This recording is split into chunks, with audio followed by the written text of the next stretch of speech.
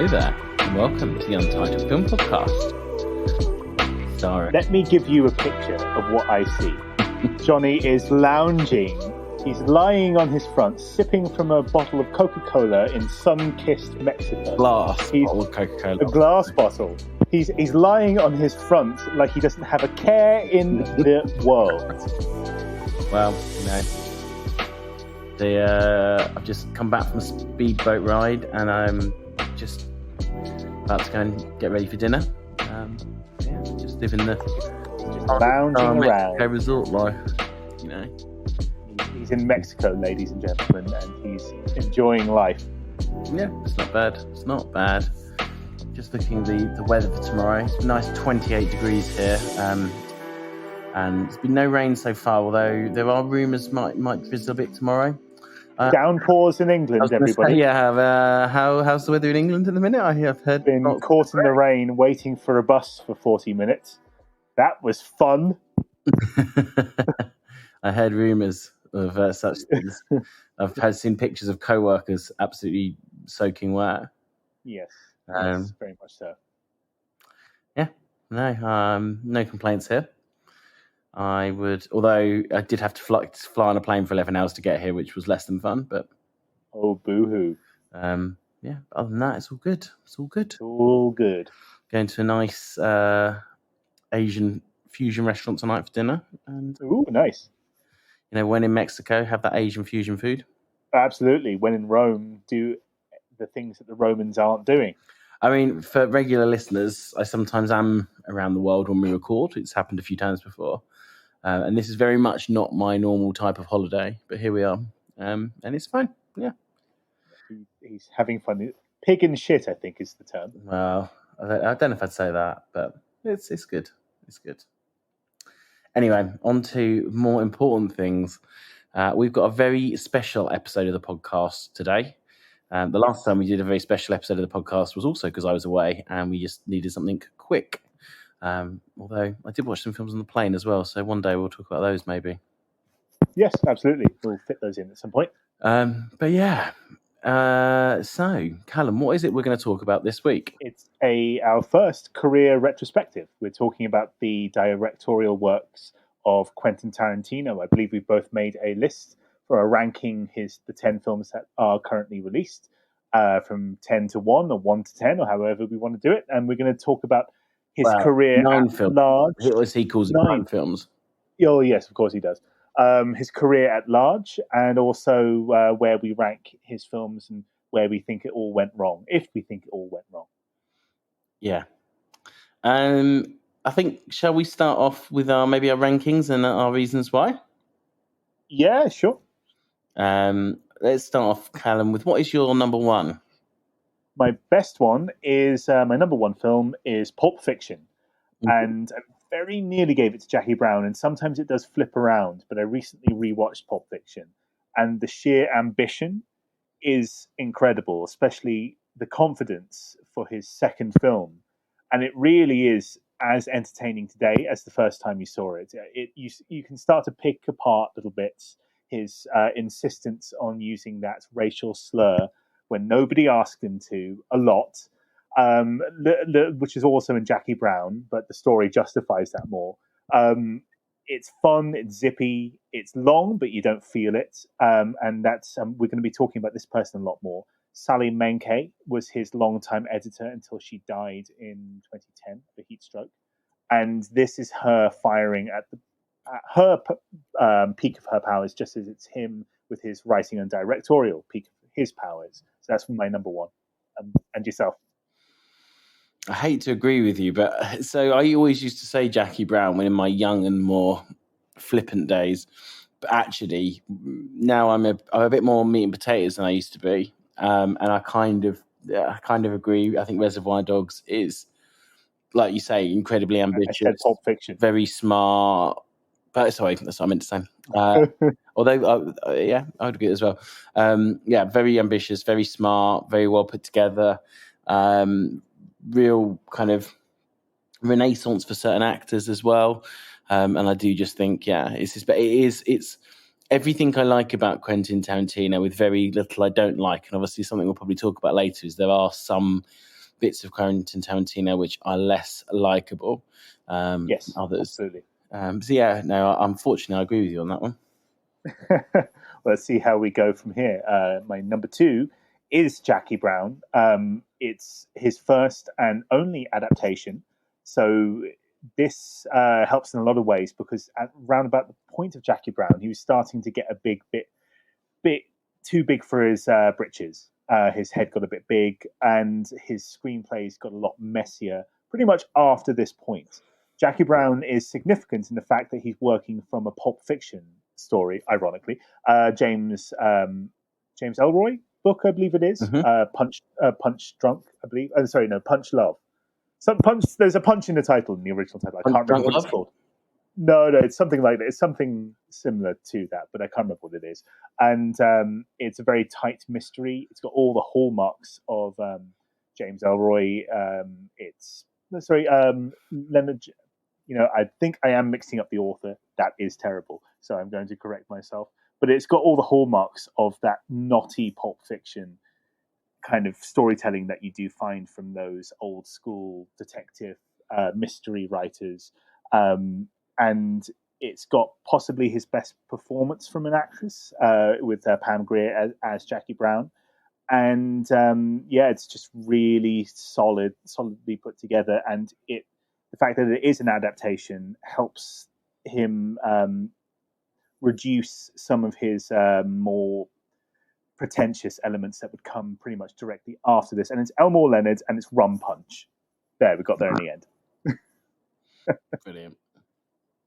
And yourself, number 2. I am. It's close, and that nearly tipped it. But I'm actually just going to go Reservoir Dogs. I think it's tightly written, tightly scripted, real kind of like blowing on the scene. One of his shortest films, if not his shortest. Which I think it's like 90-ish minutes. And what a debut! I think really kind of. Yeah, I can't imagine what's. I mean, I was 2 when that film came out, so quite clearly I didn't see it when I was 2. But I can't imagine what that did to the film industry. Like people going, "Wow, who is this young?" Well, that was during the time Sundance, American indie filmmakers like him and Hal Hartley and Kevin Smith and Richard Linklater were all kind of bursting on the scene. A lot of them snapped up by Harvey Weinstein. And one of those kind of young, brash boys that was snapped up, and it is a good calling card. You can't ask for a more confident debut, and confidence was his thing for a long time. He was more confident, not necessarily more talented, but more confident than anyone else coming out around that time. Yeah, fair enough. And your third film? Number 3, I'm going to go for a bit of a left curve here. I actually am going for Inglourious Basterds. Wow. It is flabby and over a bit all over. Dogs. That's surprising. But I think it's the last time where his confidence overrode some of his more pithily sort of instincts. He doesn't give himself a cameo that I can recall. It's got that fantastic performance by Christoph Waltz. But it's also the last film directed by Sally Menke, and I think there's a sharp decline from that point on, because we always say things like, what this director needs is a good editor standing over him with a big stick. It's not necessarily about the length, because, Lawrence of Arabia is over 2.5 hours long. It's more about the fact that she was the one to wield the stick and say, you can have a long film, but it needs to justify its length. And I think this one, because it's got so many little jumpy plots going on in and out, it justifies that length, and it ties it together with pop music and a bit of silliness. And I find the silliness and the ambition quite applaudable. Fair enough. I am probably unsurprisingly going Jackie Brown. Nice. From what we previously said. I kind of agree with everything you say. I think it's one of his last films before his worst instincts, mainly being way too long, being his worst instinct, start really taking over. It's 2.5 hours, which is long, but not as long as some of his coming up films, and that's obviously And again, it's as one about part. Sally Menke kind of wielding the big stick. It's not Exactly. the length; it's just that everything Tight. works together in tandem with its length. It's tight. It's long, but it's tight. Yeah, exactly. It's not flabby. So yeah, I'm gonna give it that. Fantastic. And number 4 for me is Reservoir Dogs. As we were just saying, it's a very confident debut. It's one of those young American filmmakers just saying, "I am here. Take notice of me." And him and a few of those other guys that were emerging at that time had the sort of brash confidence to pull it off. The fact that he could rope in people like rising stars at the time, like Tim Roth and Steve Buscemi, but also get a few old war horses like Harvey Keitel and Lawrence Tierney. And, you require, for a man in his 20s to get that kind of talent and ensemble together, they could clearly see, wow, this guy is the real deal. And he has the talent to justify that pluck, that ambition. And everything you said is right. It's short, it's contained. It has to be because it's off the budget. But it has a few flourishes. I remember one of my favorite scenes is when Tim Roth is in the toilet and he's telling that story about the cops.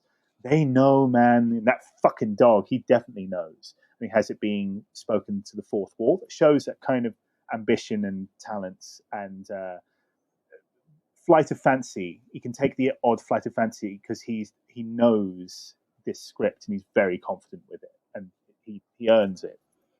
Fair enough. My fourth is quite. I feel like it's quite tight at this point. There's a few that, depending on my day of the week, I could interchange. Like I feel like Pulp Fiction is probably way out ahead, and then Reservoir and Jackie Brown kind of start tucking in pretty quick behind for me. But I think I'm going to go Django. Oh, okay. I really quite like Django Unchained. I think it surprised me.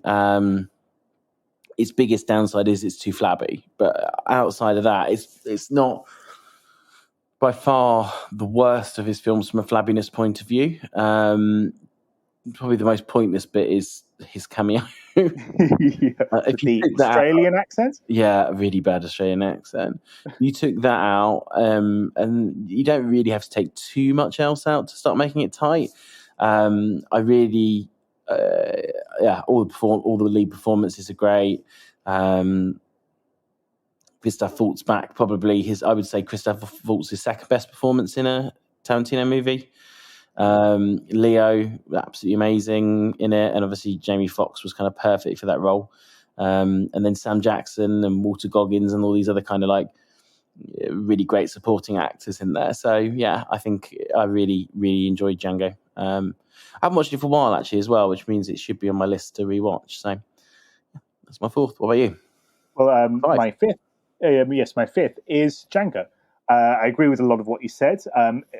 Because this name is going to come up a lot, and it deserves to, because of just how integral she was in shaping Tarantino's work. This is the first film he made without Sally, because she died in 2010. This film was made in 2013, and I think the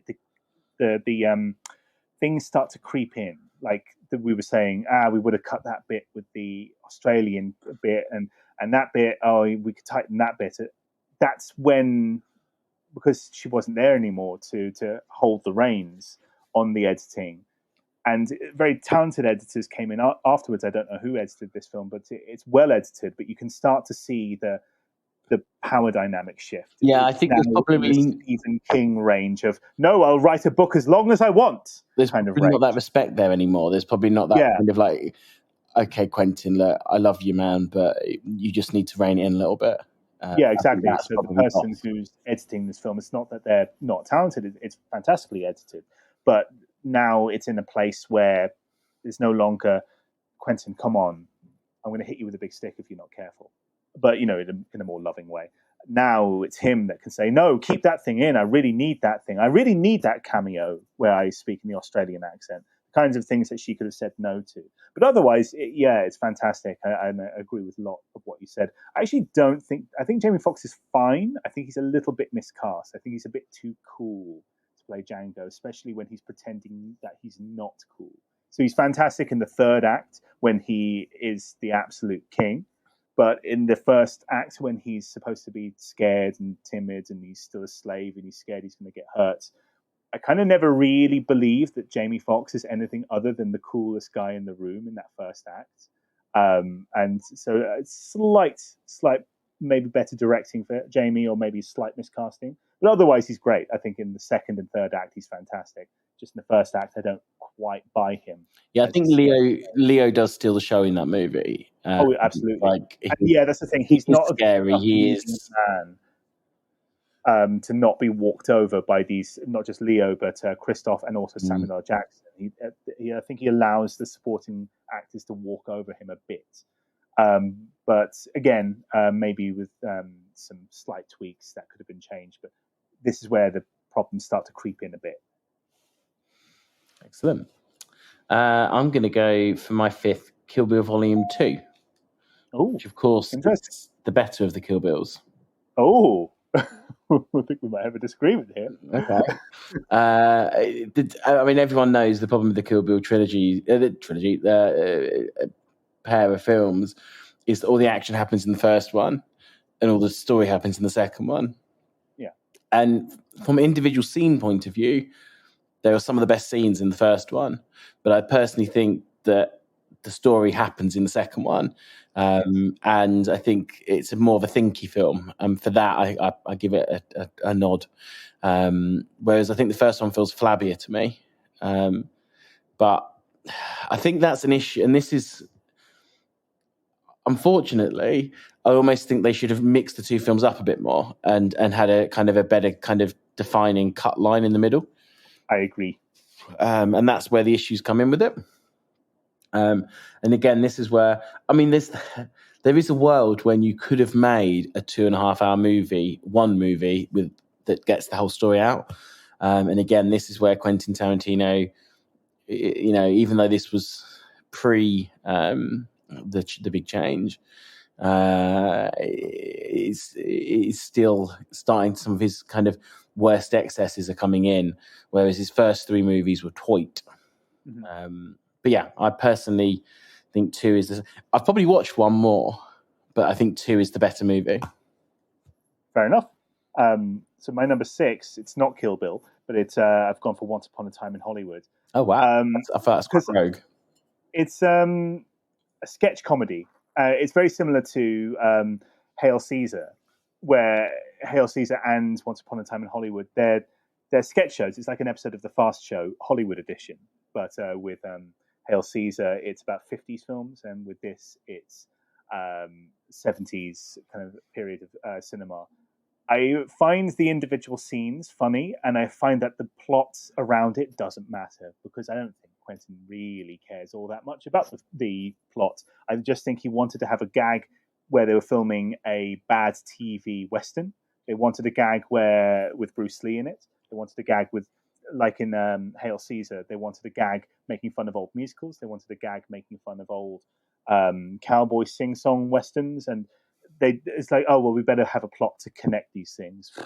Who cares? And I kind of like, if this was just a sketch comedy made for television, it would have been fantastic. That's why it's not higher. But the plot around it, I couldn't care less. But I do enjoy the individual scenes, like when they're filming the really awful Western TV show. And he shouts "line" at one moment, and then at the end of the scene, the little girl who's playing like the scared little girl in the scene comes up to Leo and says, "I thought you were fantastic in that." And Leo just goes, "Thank you." And then he goes into his trailer and says, "Don't cry, don't cry." And I think that's a well-observed scene. I couldn't care less about the rest of the movie or the plot. I just like that this is an extended episode of The Fast Show, Hollywood edition, just as Hail Caesar is, and that's all I'm really enjoying it for. But at this point, though, I'm starting this from 6 on. I'm starting to go, yeah, it's all right, but I like this bit. So a lot of these are quite loosey-goosey. Fair enough. I am going to go very different to you. I'm going to go Kill Bill Volume 1. Ooh. I don't think there's a huge amount, although I think 2 is a better rounded movie.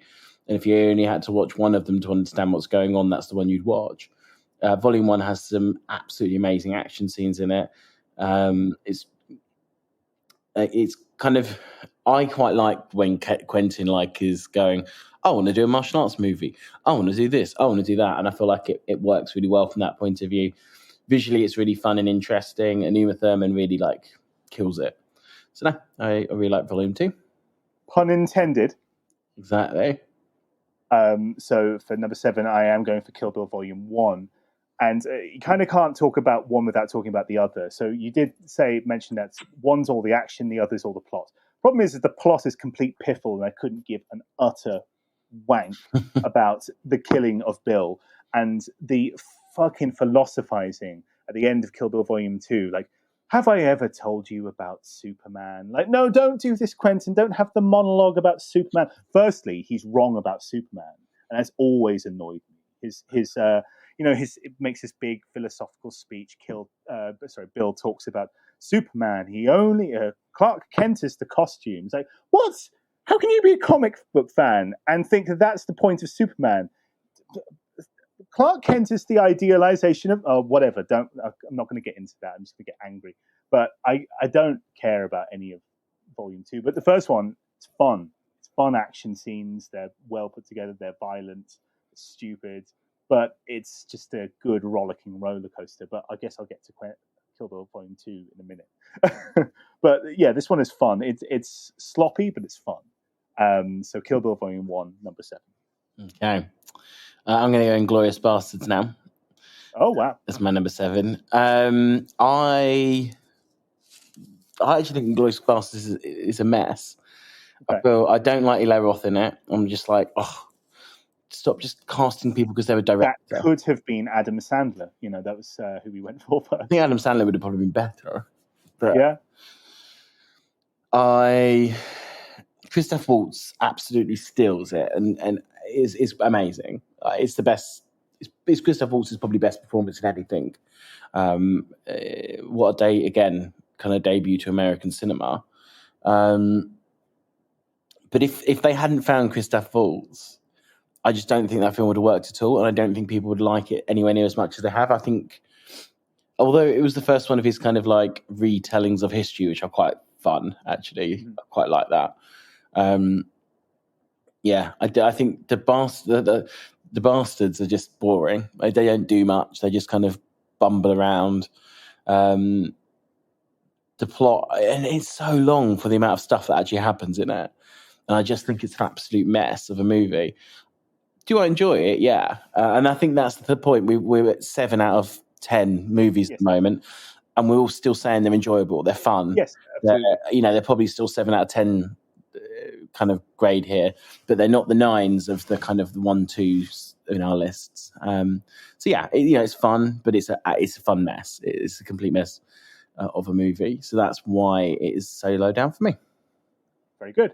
Number 8, we're getting into the sort of rougher end of things. It's The Hateful Eight. Hey, The Hateful Eight at number 8. Didn't do that on purpose. This is a complete mess, but I do like the chamber piece drama. The first half, at one point, there is a kind of a turn that it takes around the second half. And that's where it kind of completely loses me. But I do like Kurt Russell and Samuel L. Jackson and Walton Goggins all being just rough, nasty people to each other in an old school sort of Western. I like that they use, was it 75mm film? Mm-hmm. But exclusively almost for faces, because that's usually they use that for films like Vistas and Great Plains of America, because of just how wide the frame is. But they use it to catch every sweaty pore. It starts to get it was over 3 hours. It's like, well, no, there's a cut of it that's over 3 hours. I think the cinema cut is just under 3 hours, and boy, it could lose an hour probably, or at least half an hour. But for while it's good, it is good. And every performer is enjoying themselves quite a lot. And it's Jennifer Jason Leigh's first Oscar nomination. And she is really good. She knows she's probably never going to get an opportunity like this again. And she goes full kind of crazy person. And I like that. She's really good fun. So a lot of good performers saving the day here, but it's starting to get real flabby and really indulgent. Fair enough. And Giselle, number 8. I'm going to go Once Upon a Time in Hollywood. Okay. I think it's a flabby mess. I like bits of it. I like Leo's stuff. The Western stuff's pretty good. I quite like the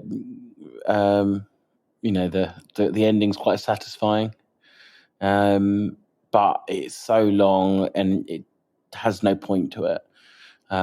It's just pointless, and it's just like a collection of, like you say, you call it a sketch comedy, but I would say it's meant to be a movie, and a fucking long one at that.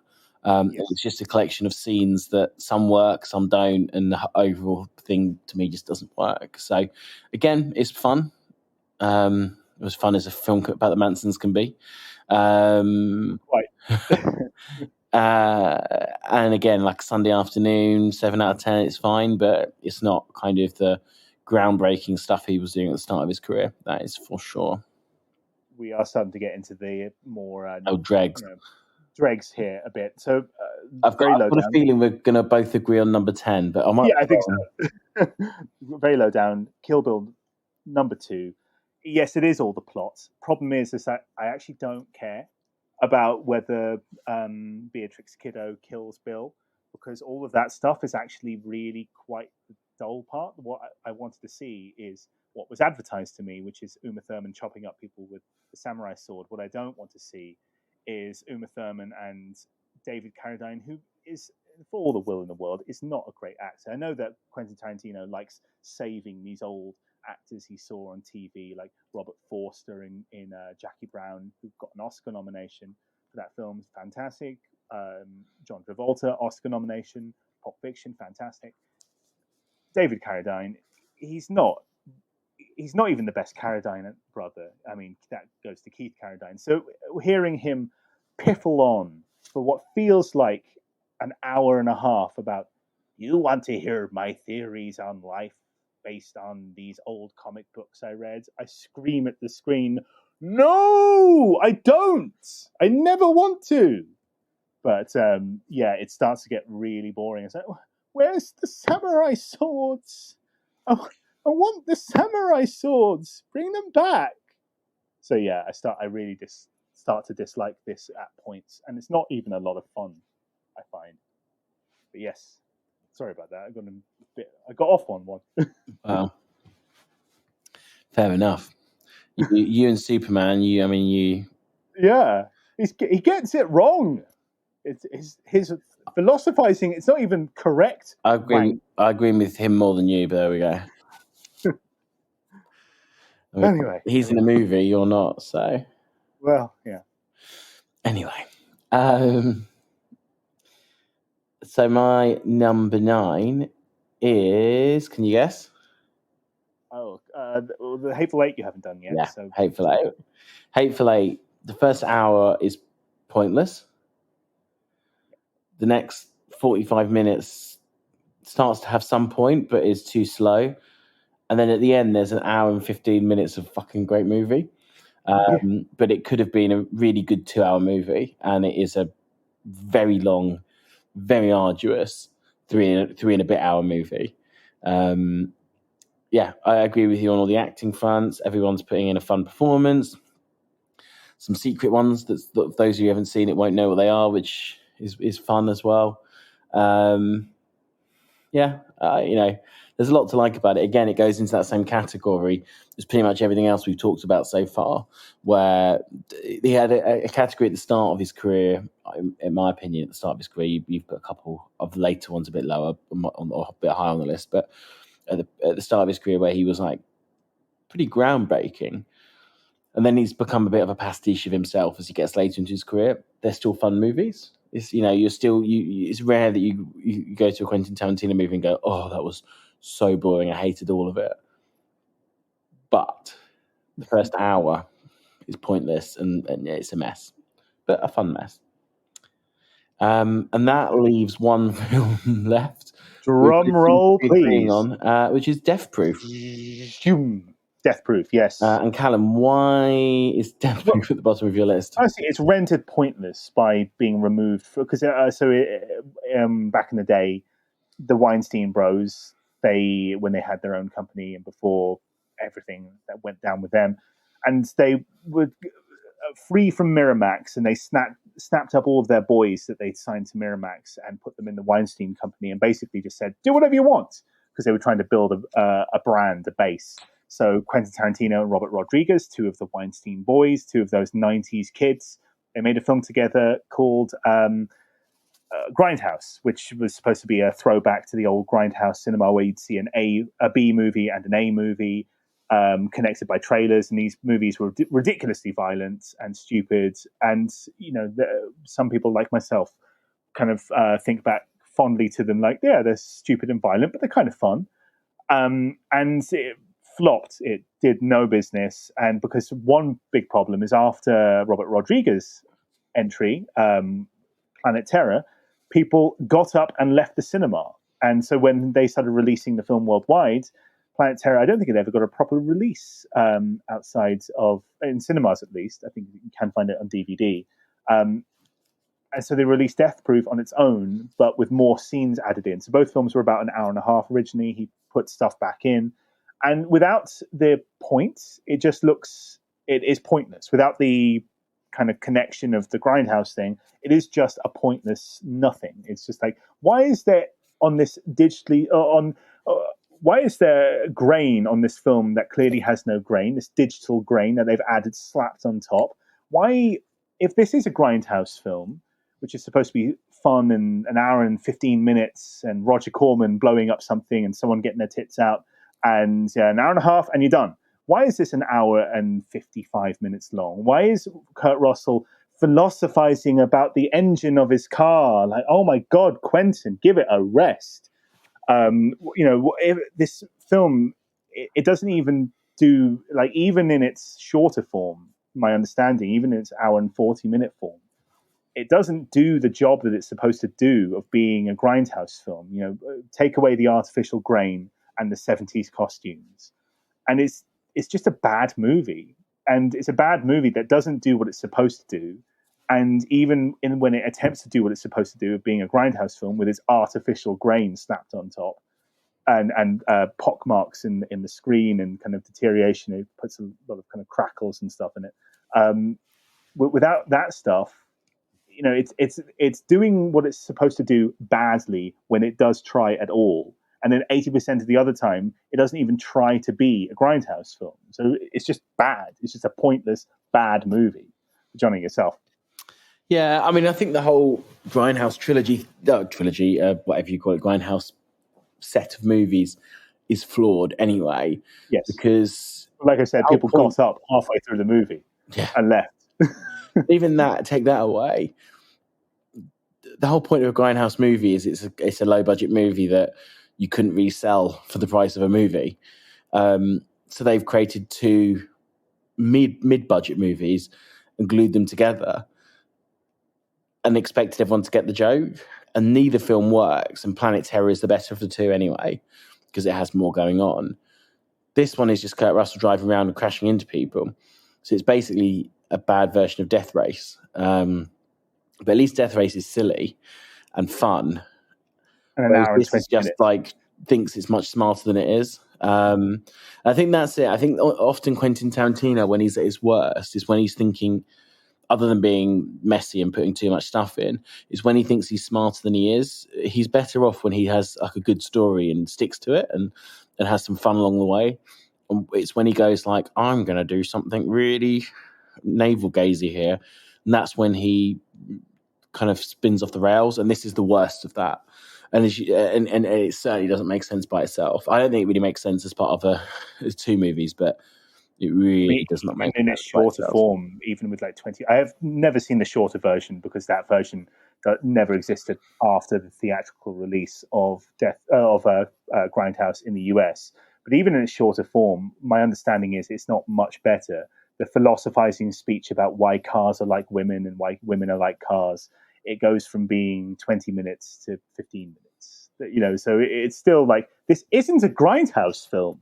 It's just a bad film with people wearing 70s costumes and, oh, look, Kurt Russell's got a mullet. And what's that artificial grain doing on the screen? It doesn't make sense. So, either way, it's just a bad movie. Yeah, I agree. I think that kind of brings our top 10 list to an end. So Yes. to bring this podcast to a close, Callum, how would you sum up Quentin's career? Flawed, but he came out of the gate so strong and confident, and with the talents to back up his ambition and his pluck and his energy. There's a reason why guys like him in the 90s took over the world. Ambition can lead to sloppiness because he's got too many ideas going on at once and he wants to get them all out in one go. And without someone like Sally Menke, and I believe actually his long-time production designer died about midway through Django Unchained. And again, these people because no filmmaker is a single filmmaker. That's why I'm not on board with auteur theory. A filmmaker is surrounded by hundreds and dozens of people that make film with them. And when that support network starts to go, as it does later in life, as people, unfortunately either die or retire or move on to other filmmakers and stuff like that, the cracks can start to, the support network can stop holding you back in the ways that perhaps it should. And I think that's kind of what's been happening recently, is that he's lost a lot of that network through tragedy, but also through people going off to work with other people. And I think that his ambition, he doesn't have ambition so much anymore because he's no longer a plucky young filmmaker with something to prove. He's proven it. He's talented, but now he can just give a script to a studio and the studio goes, yes, yes, Quentin, we'll make this. We'll make this absolutely, Quentin. And that's a problem. He needs to, for his next film, the one about the film critic, he needs to find a way to imagine he's 26 again and trying to sell a film for the first time at Sundance, or trying to sell a film and make it get over $100 million. So I think that's where he is at this point. And hopefully he finds his way back there for apparently his final film, so he says. Yeah, apparently so. I would say that he is someone who started off with all the talent in the world. Someone who really got films and still really gets films and just kind of like really loves the process of making films and why they exist. And he's a filmmaker's filmmaker. And I think that's why filmmakers and media students and all these kind of people absolutely love him. But I think he's someone that maybe got high off his own kind of what people were telling him, of his own ego to an extent. And as you say, kind of lost that support network around him who maybe kept him a bit grounded. And I think, unfortunately, the films have got bulkier and bigger, and he's kind of been let more and more loose, probably from Inglourious Basterds onwards, and a little bit with the Kill Bill films even. And I think he's someone who probably hasn't lived up to his potential. I think if you look, everyone's going to have a bad movie or a movie that's not as good as another movie. Like, you can't have 10 Pulp Fictions or 10 Reservoir Dogs. That's just not going to happen. But I think the spark is happening less and less on a more consistent basis. So unless this last film, or supposed last film, is an absolute slam dunk, he's someone who's definitely gone out with more of a whimper than a bang. So he started off with a absolutely stellar career and has ended with a career of people like, yeah, Quentin Tarantino is pretty good, isn't he? And I think that's the difference. He's gone from being like one of the it guys to, oh yeah, a new Quentin Tarantino movie. That would be interesting, I suppose. That's kind of how people feel about it now. Yeah, agreed. But I'd love for him to go, you know what, I'm going to go out with a bang. I'm going to listen to the critics. I'm going to, not too much because you need to leave a bit of yourself in there, but I'm going to try and go back to basics, back to my roots, and really make something kind of like that is stunning. But I just don't think he will do that because I don't think that's him. I think he's very much like, whoa, yeah, this is cool, man. I don't think so either. He's also fairly thin-skinned. If you've ever seen him talk to a critic or a journalist that doesn't think he's the cat's pajamas, he gets quite shirty quite quickly. Yes. Oh, yeah, man. I make amazing movies. Like, just. Oh, what was that one phrase he said? I disagree with your hypothesis. Or yeah. something like that. was the Christopher Murphy or something, wasn't it? Yeah, it was. That was about violence in cinema or something. And or also when Spike Lee said that perhaps you should stop using that racial slur. Like, you're not black. You don't get to say that. And people said, well, people are only angry at him because nobody sees Spike Lee films anymore. Which, even if in the mid-90s there was some truth to that, it's still like, come on.